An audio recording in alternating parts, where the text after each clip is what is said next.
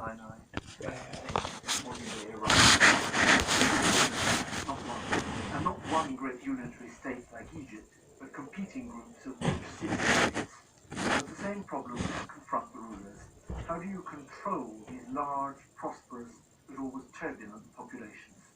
And in part at least, they came up with the same answer: force.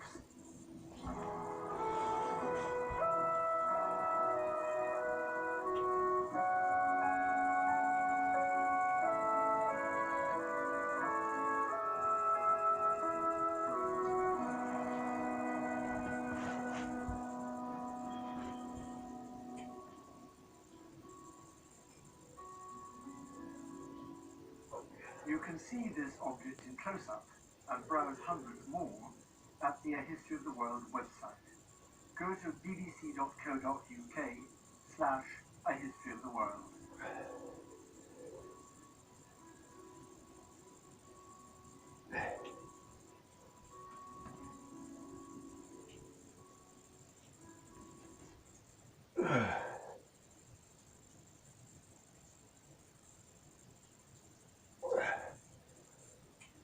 Thank you for downloading this episode of A History of the World in 100 Objects from BBC Radio 4.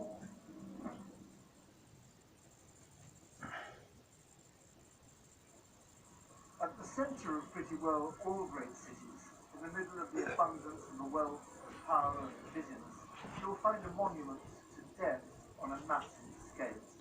It's the same in Paris and Washington, Berlin and London.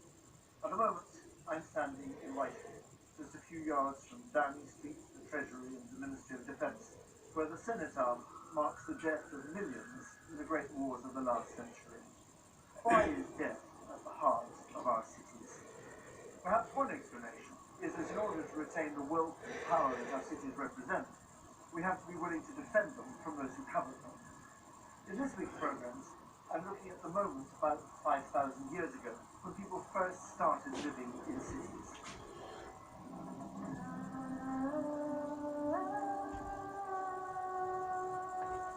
Today's object, from one of the oldest and the richest of them all, seems to say quite clearly that the power of cities to get rich is indissolubly linked to their power to wage and to win wars.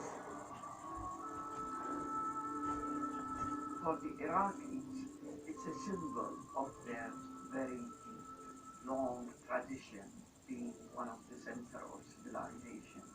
Since the invention of history, 5,000–6,000 years ago, a large part of history has been the history of competing classes and class conflicts. Marx was not so wrong.